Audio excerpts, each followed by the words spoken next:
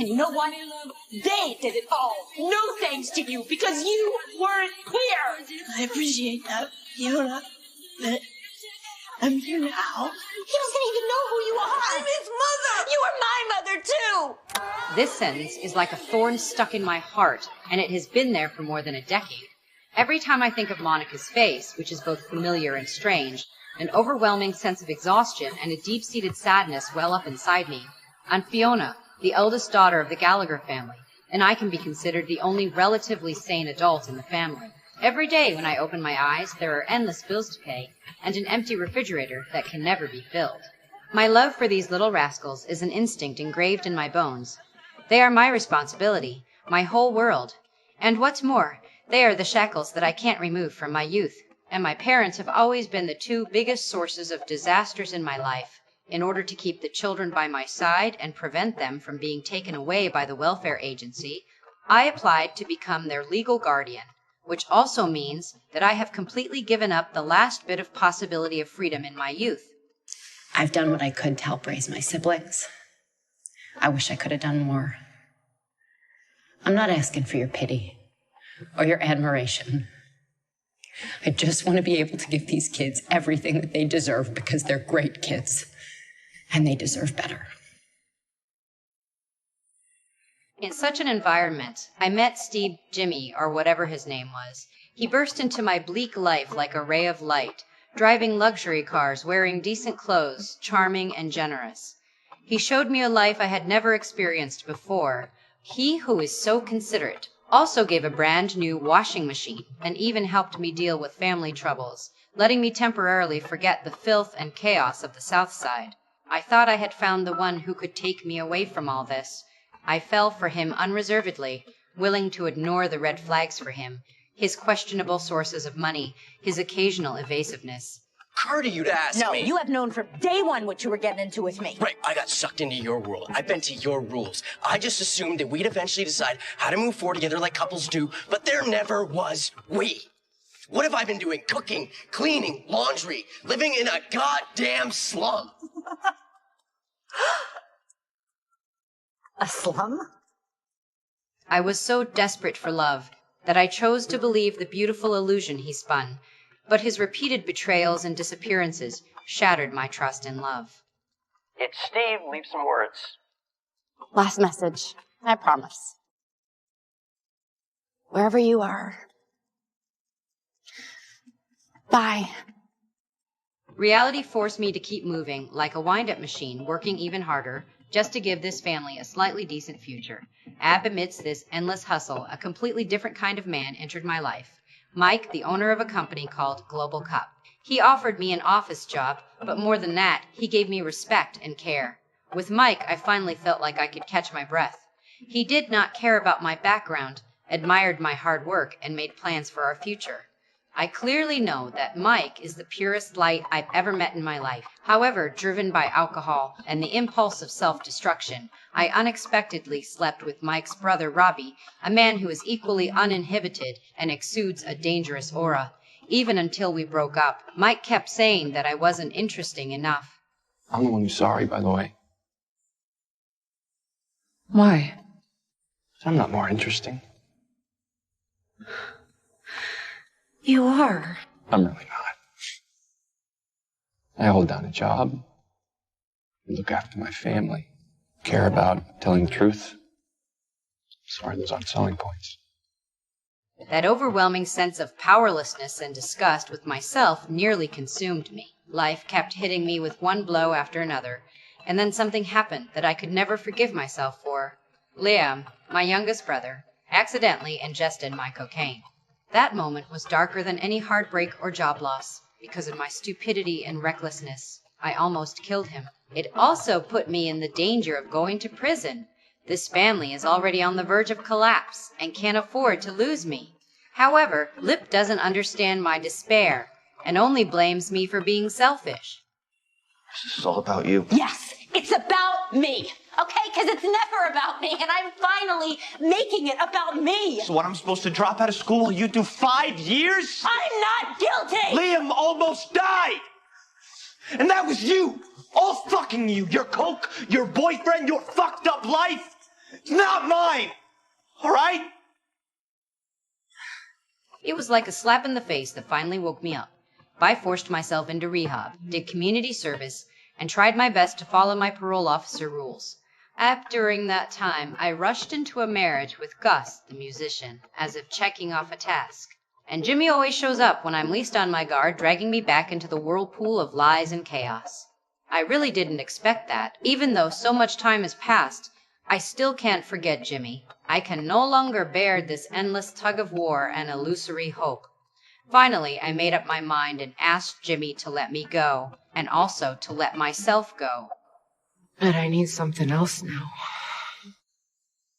Gus? I don't know. But I know it's not you. You have to let me go. You have to let me let you go. I need you to do that for me.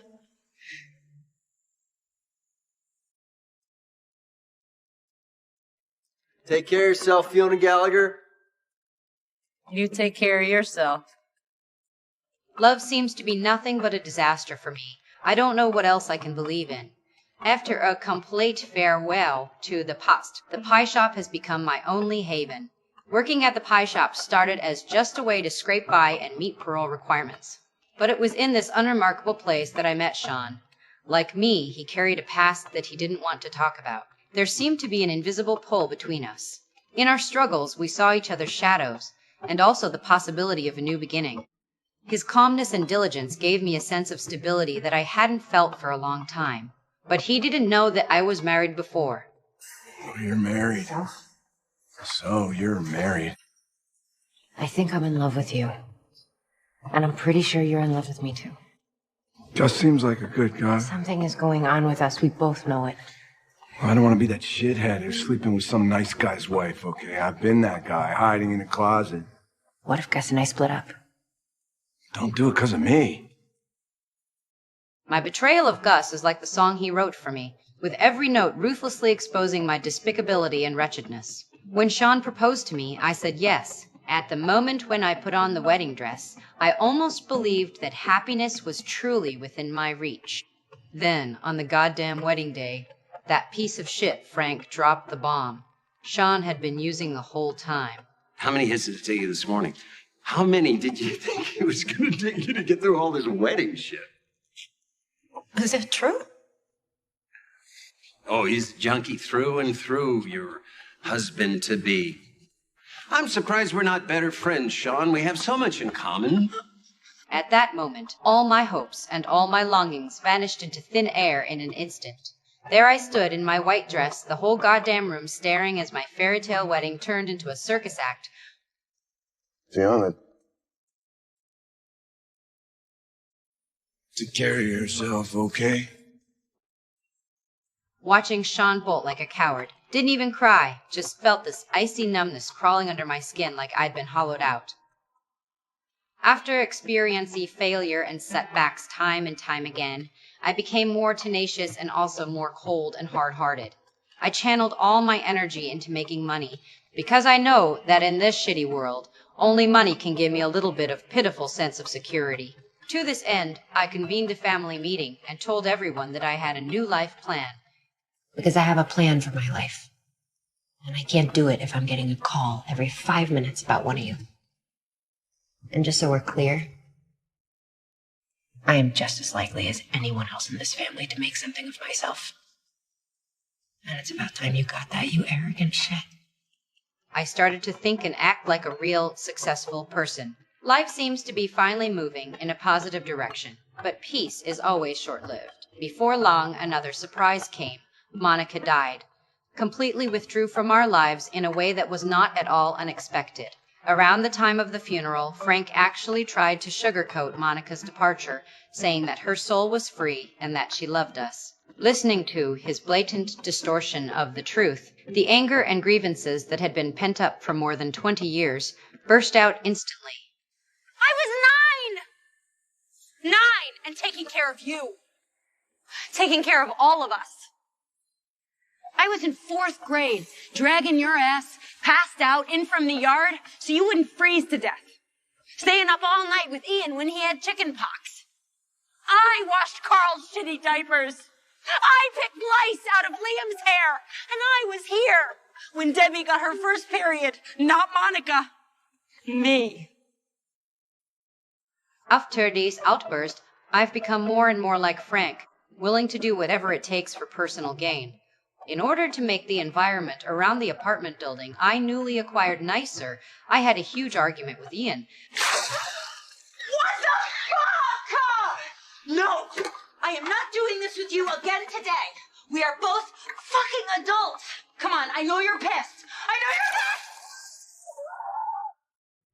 Ian simply can't understand my ambition to strive upward regardless of everything. Maybe it's because I desperately want to make a name for myself and get rid of this shitty life that I ran into Ford, an architect who seems steady and mature. He gave me a lot of advice regarding my career. I invested all my savings and even took the risk of borrowing from loan sharks to invest in a new real estate project.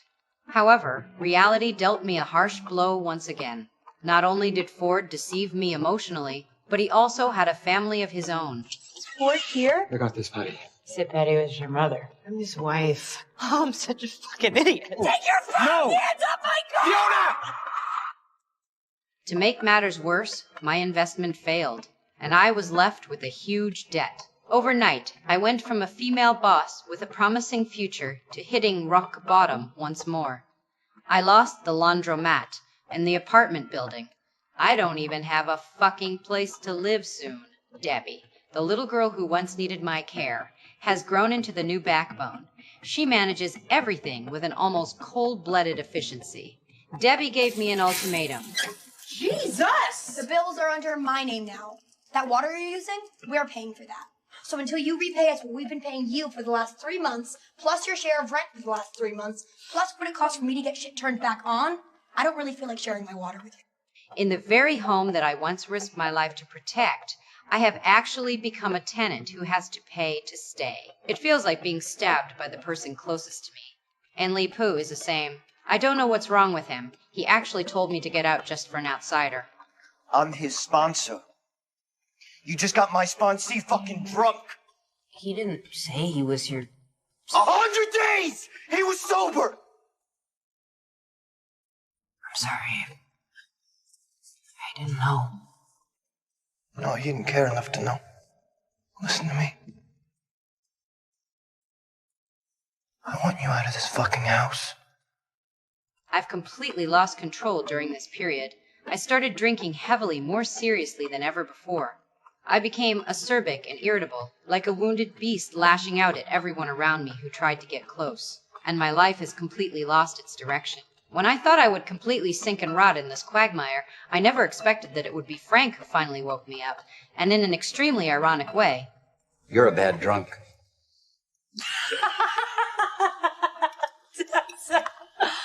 Oh, well, if that isn't the pot calling the kettle black. No, I am telling you there are good drunks and bad drunks. A good drunk is fun. A bad drunk wants to have a fight. A good drunk lives in the present. A bad drunk is thinking about yesterday.